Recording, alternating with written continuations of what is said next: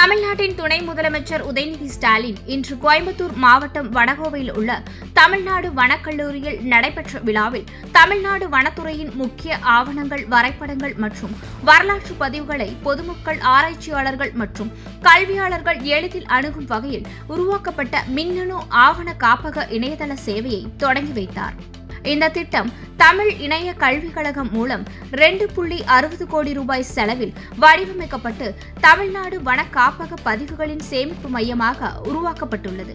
இந்த நிகழ்வில் வனம் மற்றும் கதர்துறை அமைச்சர் R.S. ராஜகண்ணப்பன், பாராளுமன்ற உறுப்பினர்கள் முனைவர் கணபதி, ப. ராஜ்குமார், க. ஈஸ்வரசாமி, சட்டமன்ற உறுப்பினர் வி. செந்தில் பாலாஜி, தமிழ்நாடு தூய்மை பணியாளர் வாரிய தலைவர் திப்பம்பட்டி ஆறுசாமி, சுற்றுச்சூழல் காலநிலை மாற்றம் மற்றும் வனத்துறை கூடுதல் தலைமைச் செயலாளர் சுப்ரியா சாஹூ, கோவை மாவட்ட ஆட்சியர் பவன்குமார், க. கிரியப்பனர், கோவை மாநகராட்சி மேயர் க. ரங்கநாயகி ராமச்சந்திரன், முதன்மை தலைமை வன பாதுகாவலர் மற்றும் வனத்துறை தலைவர் ஸ்ரீனிவாச ரெட்டி உட்பட மாமன்ற உறுப்பினர்கள், உள்ளாட்சி அமைப்புகளின் பிரதிநிதிகள் மற்றும் வனத்துறை உயர் அலுவலர்கள் பலர் கலந்து கொண்டனர். இந்த மின்னணு ஆவண காப்பகம் வனத்துறையின் வரலாற்று பதிவுகளை பாதுகாத்து ஆய்வாளர்கள் மற்றும் பொதுமக்கள் பயன்பாட்டிற்கு புதிய பரிமாணம் அளிக்கும் என தெரிவிக்கப்பட்டது.